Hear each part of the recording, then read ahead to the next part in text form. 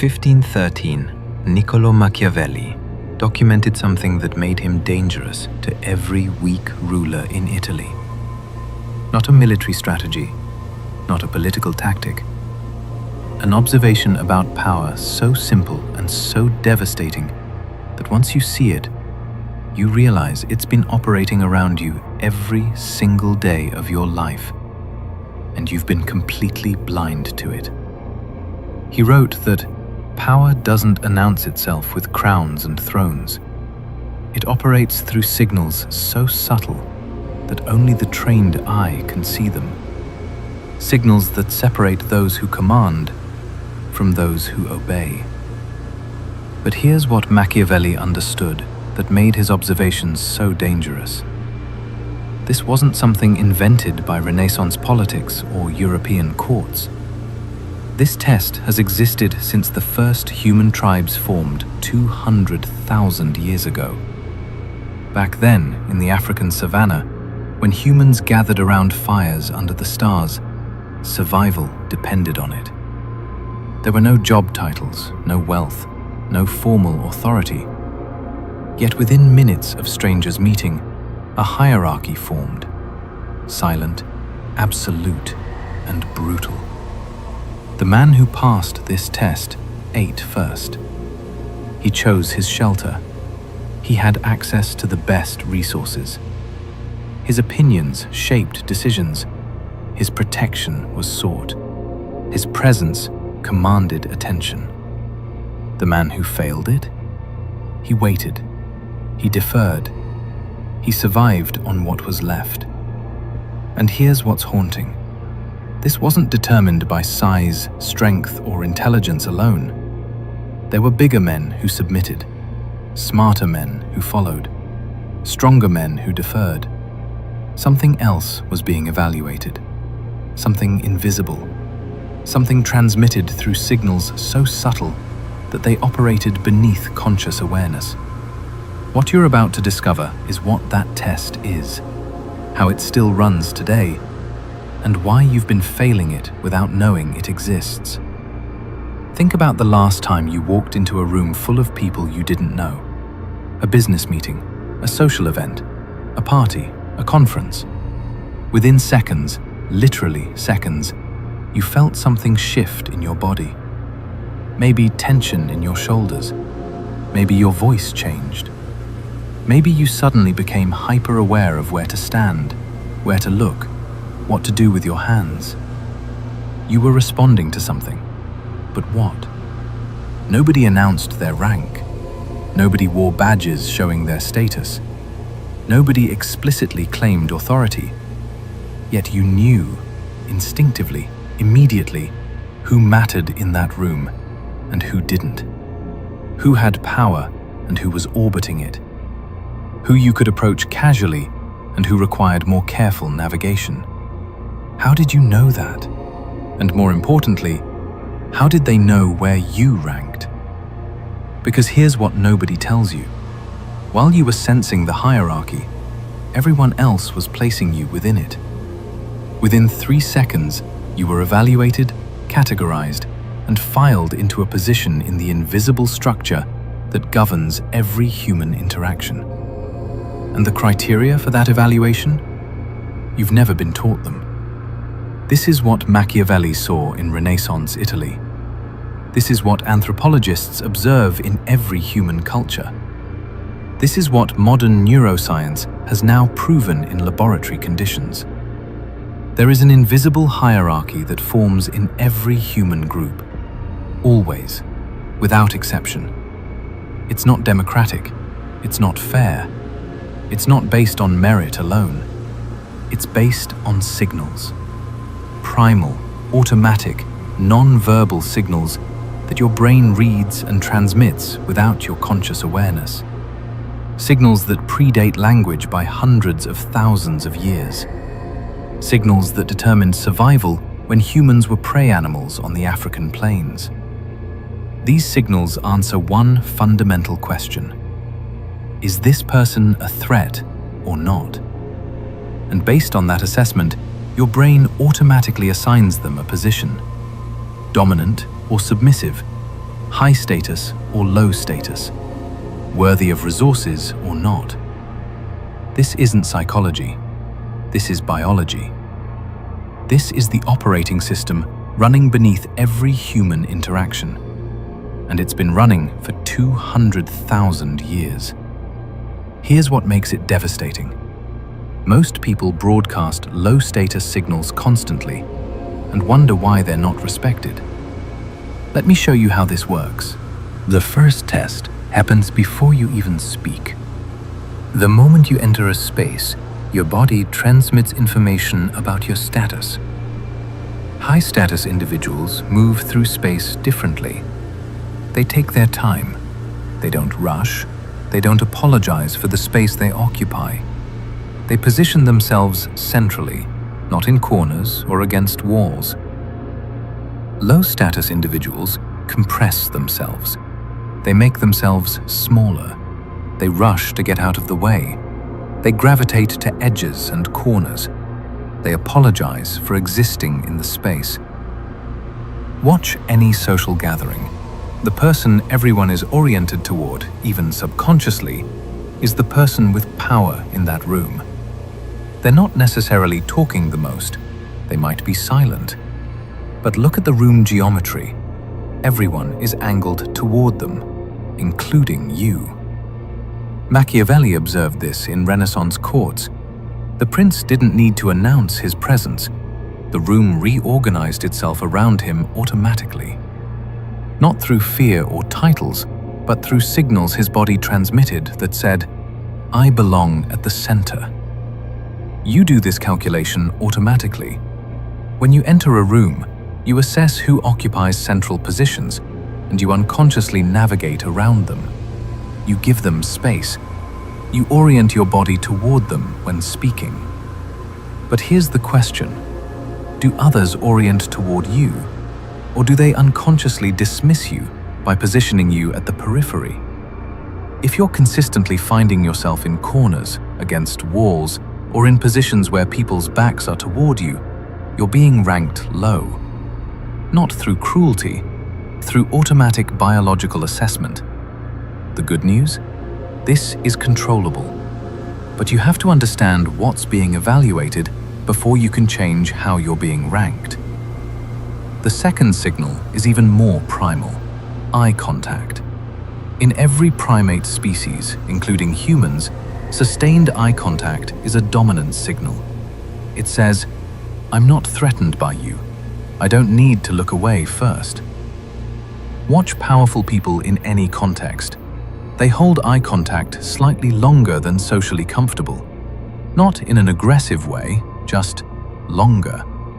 They're the ones who break eye contact when they choose to, not when they feel uncomfortable.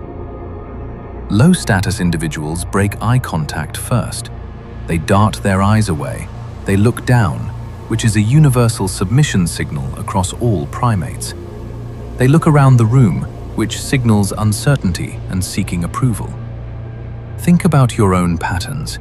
When someone speaks to you with authority, a boss, a person you're intimidated by, someone you perceive as higher status, do you maintain steady eye contact? Or do you find your eyes drifting away, looking down, breaking contact repeatedly? That's not shyness. That's your biology signaling submission. Now, think about when you speak. Do people hold eye contact with you? Or do they look around the room, check their phones, let their attention drift? If their eyes wander while you're talking, you're being ranked low. Their brain has determined you're not a priority threat or resource, so it's safe to allocate attention elsewhere. Harsh? Yes. True? Absolutely. Machiavelli documented this in his observations of power dynamics. He noted that princes commanded attention without demanding it. Their presence made people focus, not through charisma or charm, but through signals that said, "What I say matters. Pay attention or miss something important." The mechanics are simple. Sustained, calm eye contact signals confidence and status. Broken, darting eye contact signals uncertainty and low rank. The third signal operates through your voice, and it's more important than the words you're saying. High-status individuals speak at a measured pace. They don't rush. They use pauses without filling them with or ah. They allow silence to exist without scrambling to fill it. Their voice has depth and resonance because they're breathing from their diaphragm, not their chest.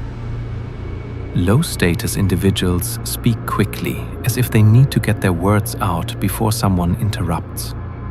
They fill pauses with verbal fillers. Their voice is higher pitched because shallow breathing creates tension in the vocal cords.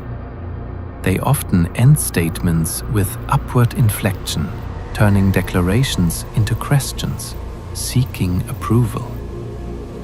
Listen to any interview with someone genuinely powerful.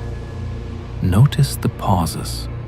Notice how they let silence hang in the air without discomfort. Notice how their voice remains steady and measured, never rushed, never seeking validation through tone. Now listen to yourself. Record yourself in conversation. Do you rush? Do you fill every silence? Does your voice rise at the end of statements as if asking permission to speak?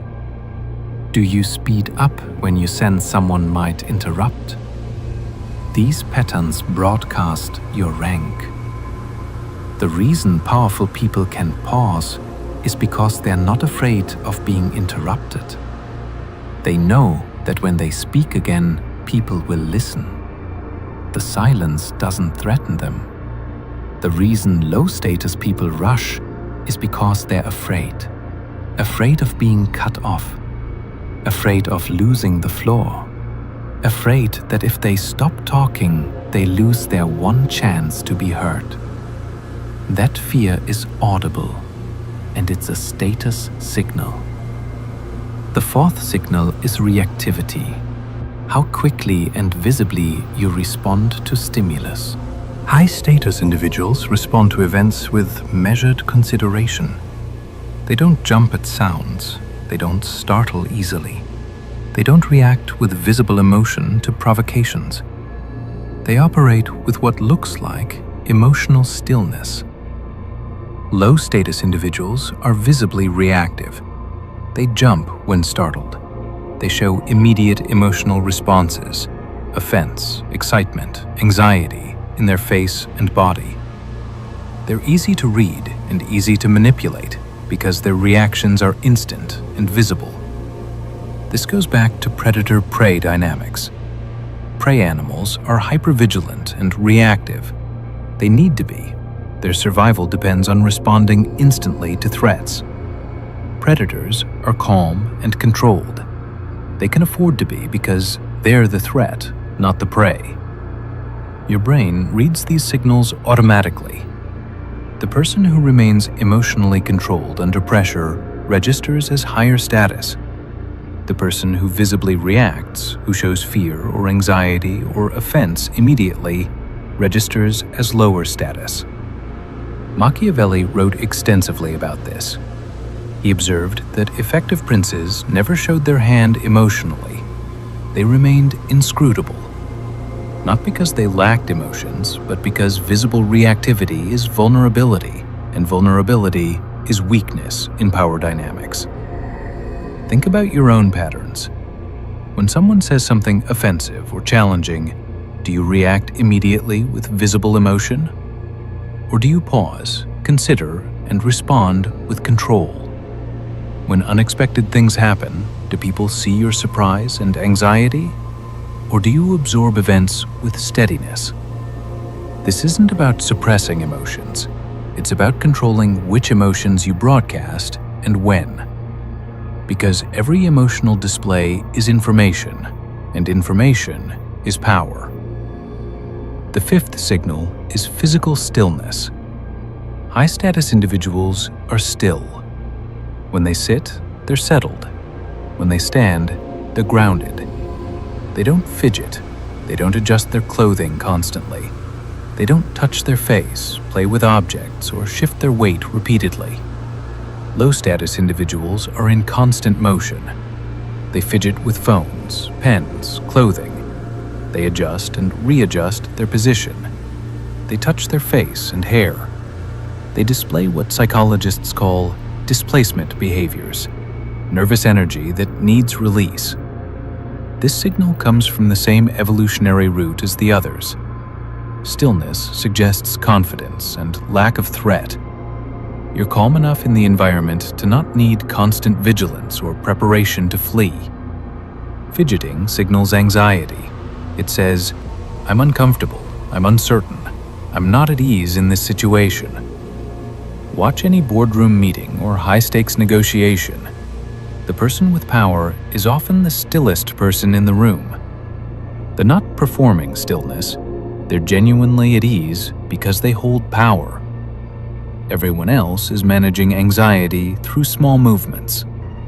Your body broadcasts your internal state whether you want it to or not, and everyone around you is reading those broadcasts and ranking you accordingly. Here's where this gets personal. Every single interaction you have today, you will be ranked.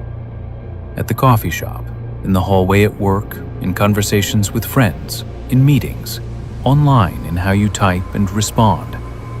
The hierarchy never stops forming. The signals never stop transmitting. The evaluation never stops running. And if you don't know what's being evaluated, you can't control your position in the hierarchy. This is why some men walk into rooms and get automatic respect. Not because they're more qualified, not because they're smarter or better, but because they're broadcasting high-status signals, and everyone's primate brain is responding to those signals automatically. This is why other men, equally smart, equally qualified, equally capable, get dismissed, talked over, ignored. They're broadcasting low-status signals, and the hierarchy places them accordingly. The signals I just showed you: spatial positioning, eye contact, voice control, emotional reactivity, physical stillness. These are just 5 of dozens of signals your body transmits constantly. You learned none of this in school. Nobody taught you that this test exists.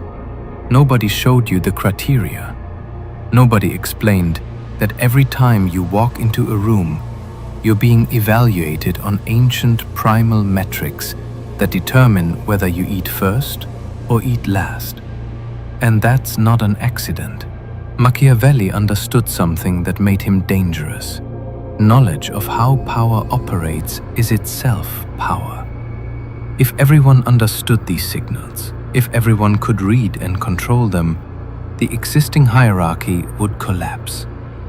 Those who currently hold power through unconscious transmission of these signals would lose their advantage. So the knowledge stays hidden, not through active conspiracy, but through social conditioning that tells you hierarchies are bad, that seeking status is shallow, that caring about dominant signals is primitive and beneath enlightened modern people. Meanwhile, the hierarchy continues forming. The signals continue transmitting. The ranking continues happening.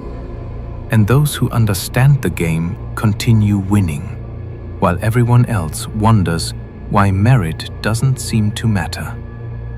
Modern culture tells you, just be yourself, just be genuine, just focus on being a good person and you'll be respected. Meanwhile, in reality, the man who controls his signals gets the promotion over you. The man who understands spatial dynamics gets the attention at the social gathering while you stand against a wall. The man who has mastered eye contact and voice control gets the respect and opportunities while you work twice as hard for half the recognition. This isn't fair. This isn't how things should work. This isn't what you were promised. But this is how things do work. This is biological reality that's been operating for 200,000 years and will continue operating whether you acknowledge it or not. The only question is, will you learn to see it and control it? Or will you continue being ranked without knowing why? Here's what changes once you understand this. You start seeing the invisible hierarchy in every situation. You walk into a room and within seconds, you can read who holds power and who doesn't. Not through titles or introductions, but through signals. You notice who occupies central space and who gravitates to edges. You notice who holds eye contact and who breaks it. You notice who speaks with measured pace and who rushes. You notice who remains still and who fidgets. You notice who responds with control and who reacts emotionally. And suddenly, the social world becomes transparent. The mystery of why certain people get respect while others don't disappears. You can see exactly what's happening and why. More importantly, you can see what signals you're transmitting. You can catch yourself fidgeting and stop.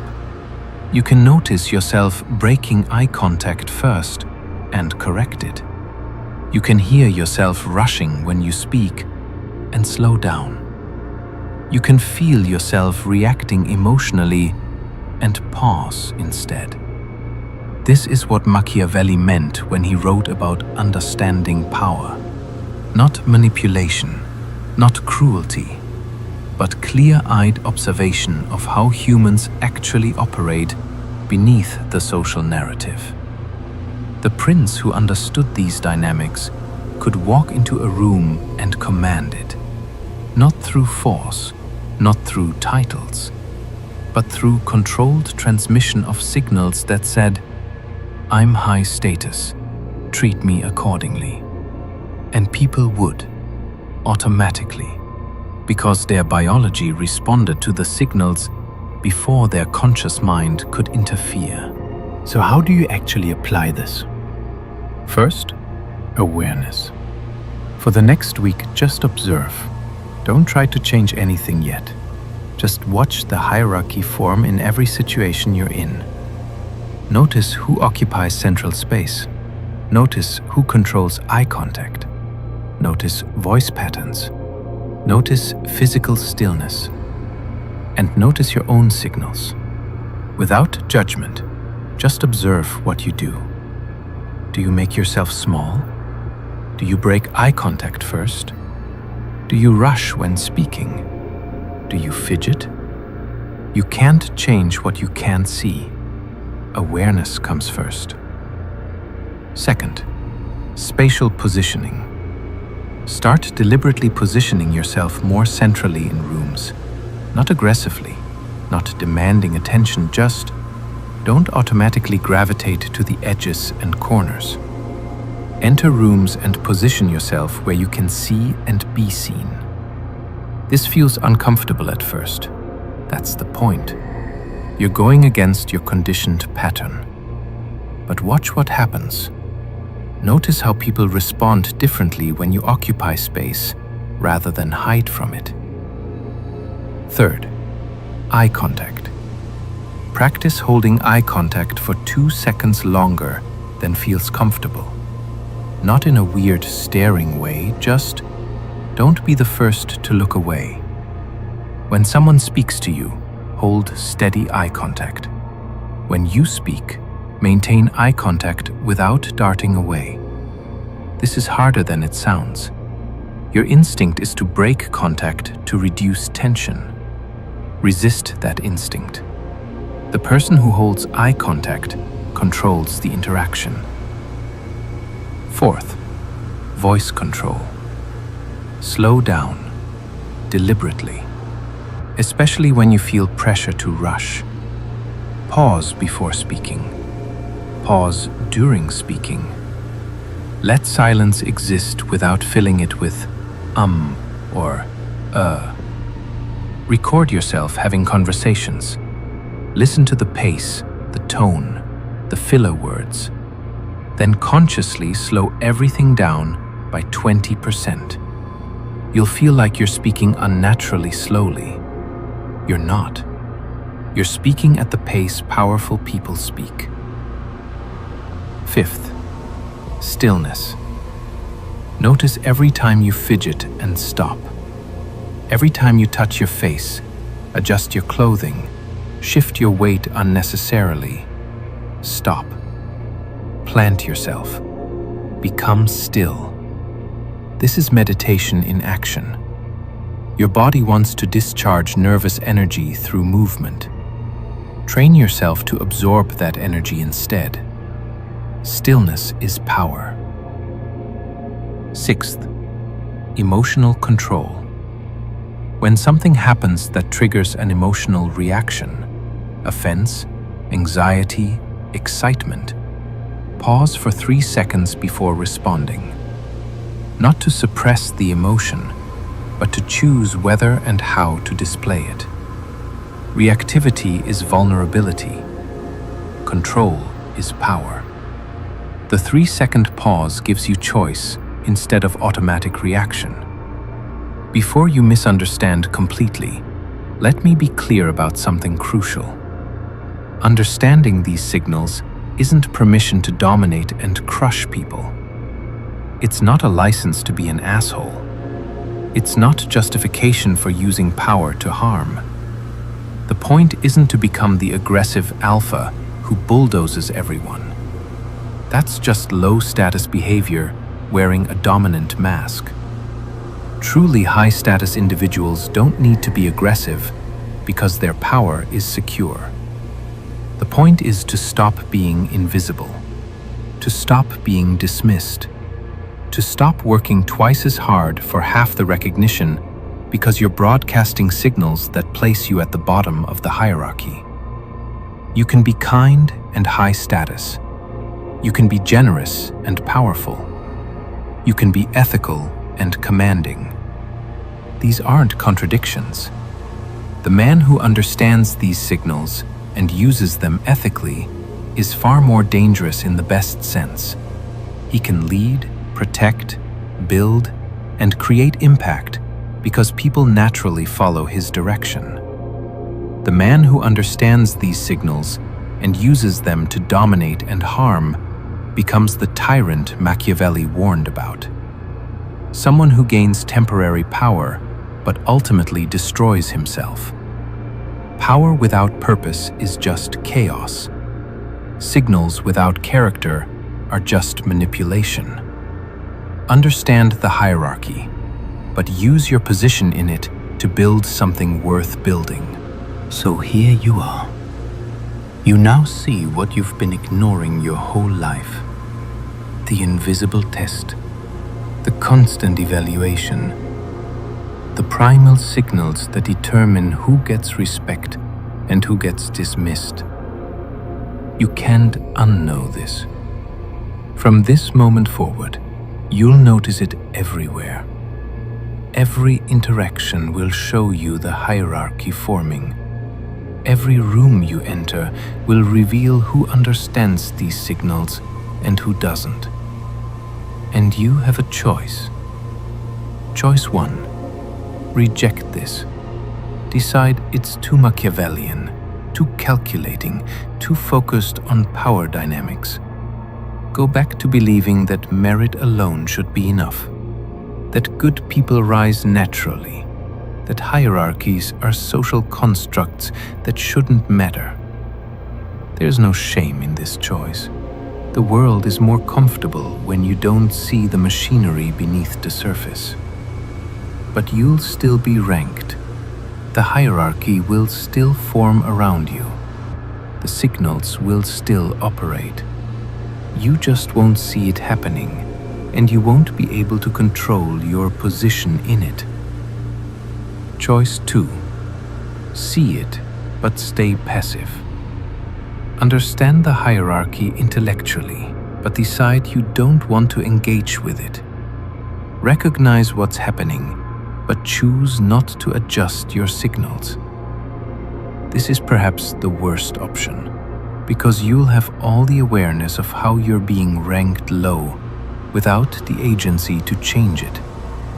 You'll see yourself being dismissed and know exactly why, but do nothing about it. Choice 3. See it and control it. Accept that this is biological reality. Accept that the hierarchy forms whether you want it to or not. Accept that you're transmitting signals constantly, and decide to consciously control what signals you send. Not to dominate others, not to crush competition, but to position yourself where your work can have impact, where your ideas get heard, where your presence commands the respect necessary to lead and build. This path requires you to unlearn comfortable lies about how the world works. It requires you to face uncomfortable truths about power, status, and human nature.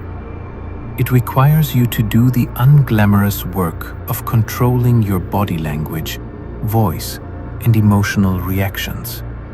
But it's the only path that gives you actual agency in the hierarchy. For 200,000 years, this test has been running.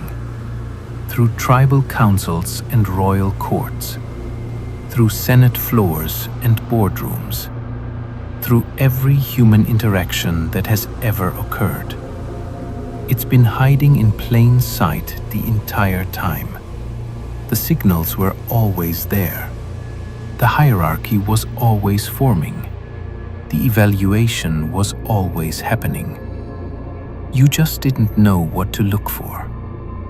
Machiavelli documented it 500 years ago and was called evil for his honesty. Anthropologists observe it in every human culture. Neuroscientists measure it in brain activity. Primatologists see it in our closest evolutionary relatives. This isn't theory. This isn't opinion. This is how humans work at the biological level. And now you see it. The invisible hierarchy is visible. The automatic test has been revealed. The signals that determine who commands and who obeys are no longer hidden. What you do with this knowledge will determine your position in every hierarchy you enter for the rest of your life. You can be the person people unconsciously orient toward, or the person they dismiss without thinking. You can command attention with your presence, or fade into the background despite your capabilities. The signals are yours to control. The question is, will you? Power has been hiding in plain sight your entire life. You've been ignoring it. You're not ignoring it anymore. Now go take your position.